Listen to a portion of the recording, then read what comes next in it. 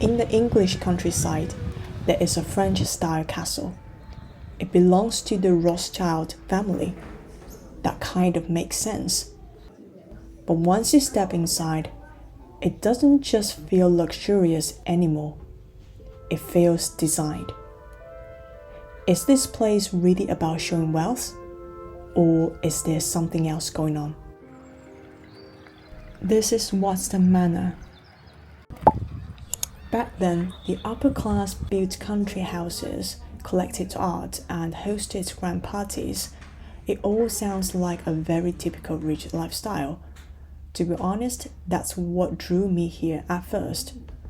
I just wanted to see how far it could go and how extravagant a place like this could be. But if you actually plan to visit, the first problem isn't the ticket, it's getting here. Without a car, it's not that easy. And I don't drive. You might think you have arrived, but not quite. There's still a journey ahead. You take a shuttle bus going uphill, slowly getting closer to the house. Even today, it takes about an hour and a half from London to Aylesbury, and then another 20 minutes drive to reach the house. And it makes you wonder, back in the 19th century, how long would this trip take? What's even more interesting is, this was never a place you could just drop by. In the 19th century, you had to be invited. And almost instantly, you step out of England and into a carefully arranged world. Back then, a visit like this wasn't just a meal. It was more like a whole experience. You would stay for days, join events, meet people, everything already planned. Many of these houses sit in a very specific place, not quite in the city, but not fully isolated either. It takes efforts to get here, but not too much. And that distance, in a way, becomes a filter. This isn't somewhere people pass by. You come here on purpose. It looks like a French-style castle, but it's not in France. Maybe that has something to do with Ferdinand de Rothschild, born in Paris, raised in Vienna. Or maybe it was simply a choice. He started building this place in his early 30s, not as a retirement home and not to escape the world. Most of his time was still spent in London. From the very beginning, this place was never meant for everyday life. It was built for hosting, for entertainment, for those carefully planned summer weekend. But if that was only for that, it feels like a bit too much effort. It never really said why it had to be like this, but walking through it, you start to get a sense that it might have been more than just a house. One explanation is that his collection kept growing. Porcelain, furniture, tapestries, paintings, more than a normal house could ever hold. You could say this place was built to give those objects a proper home. But there's another way to see it. At the time, even for families who had been wealthy for generations, there was still an invisible line between them and the old aristocracy. And a house like this might not just be about comfort or taste. Once you step inside, it starts to feel like there's a pattern to everything. Not just what's here, but how it's all put together. Take the objects on the fireplace. They look purely decorative, but pieces like this were sometimes used to hold scented mixtures like spices or dry flowers. The leaves could be designed to let the scent slowly spread, and placed near the fireplace, the warmth will make it stronger. They are not just there to be seen, they were meant to be there. If you look closely, you'll notice symmetry everywhere. The distance between chairs, the way objects relate, these are not things that just happened. It feels more like a state that is carefully maintained.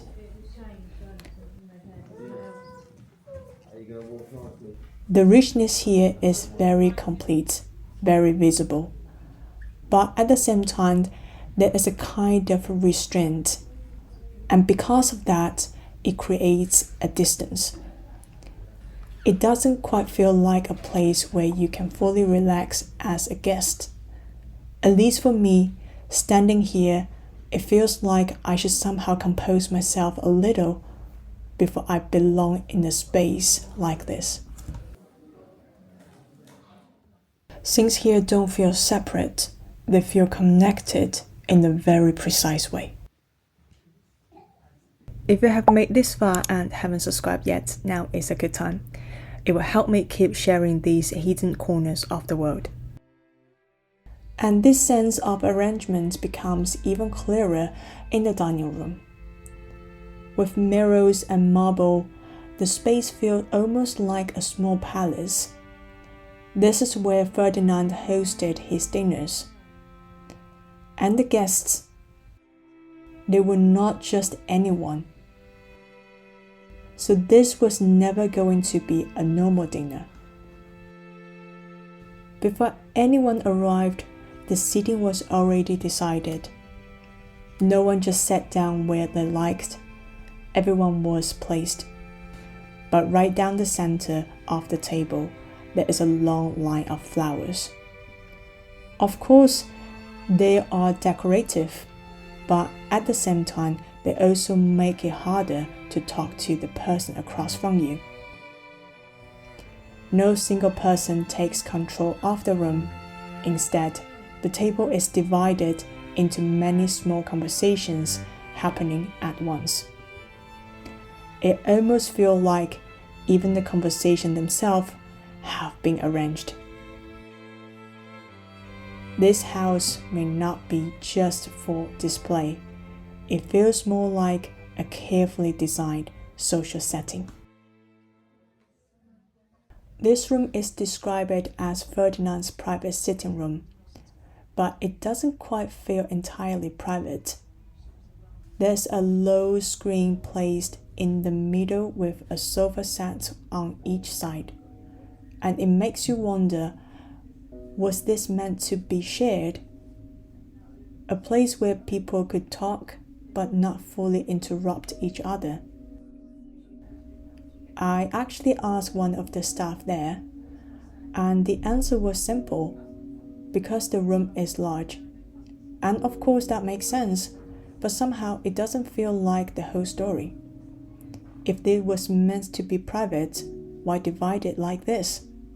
Or perhaps what private means here isn't quite what we expect.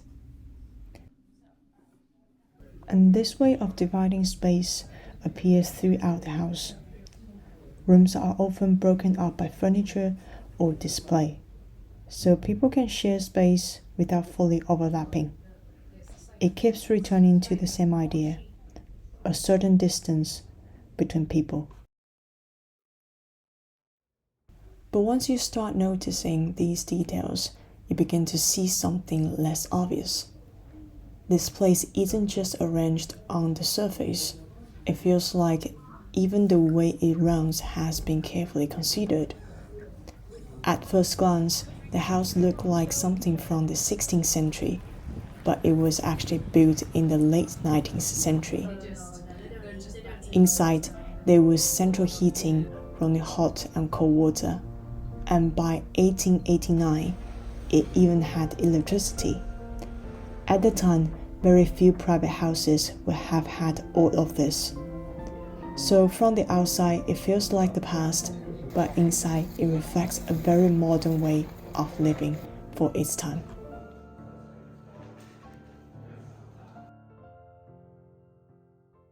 There's a small story about Queen Victoria visiting this house. She was said to be quite fascinated by the electric light, and she even asked to have them switched on and off again and again. And it makes you wonder, maybe what Ferdinand wanted wasn't just to show these things. The most advanced features were here, but they didn't need to demand attention. And this attention to detail didn't stop indoors. There's an account that just days before the Queen's visit, the weather suddenly turned cold, and much of her program was planned outdoors. The Baron became extremely anxious. He later wrote that he kept checking the barometer almost constantly. At this level of preparation, there are always things you cannot control, but how they appear still seems to matter. One evening, Lady Warwick arrived during a storm. The gardens, once filled with bright red geraniums, had been completely battered by the rain. But the next morning, what she saw was a line of gardeners already at work, replacing every damaged plant. The new flowers had been brought in overnight from the greenhouses. After breakfast, when she stepped back into the garden, the entire scene had changed. In here, things don't always go perfectly, but somehow imperfection doesn't seem to stay. As you walk back inside, you begin to notice each room has its own role. Some are for hosting, some feel more private, and even entertainment and display seems to be placed in different corners. Upstairs, there is the state bedroom, the room prepared for Queen Victoria during her visit. But spaces like this were never really meant for everyday living. They feel more like something prepared in advance, as if when the right person arrives, everything is already waiting.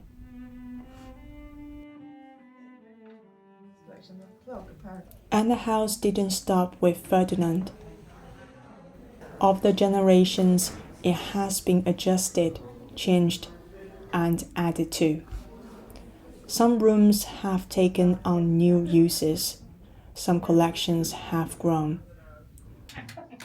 The space has continued in its own way.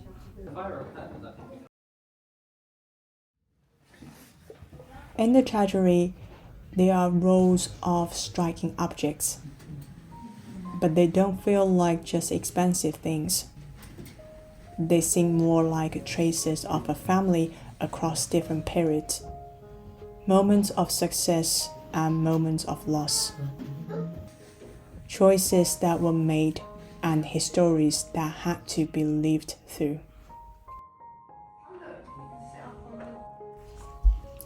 Over time, this place kept evolving, and it continues to receive different kinds of visitors.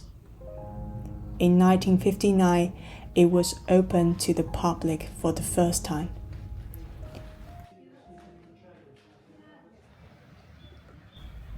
And by the end of the visit, when you look back at the house, something starts to feel a little clearer. Ferdinand may not be the most well-known member of the Rothschild family, but here he left behind a world of his own, a place where he could decide the rules and arrange everything the way he wanted. Perhaps this was his own way of being remembered, not just through inheritance, but through this space, where people from different times come and see it, and somehow remember who it once belonged to.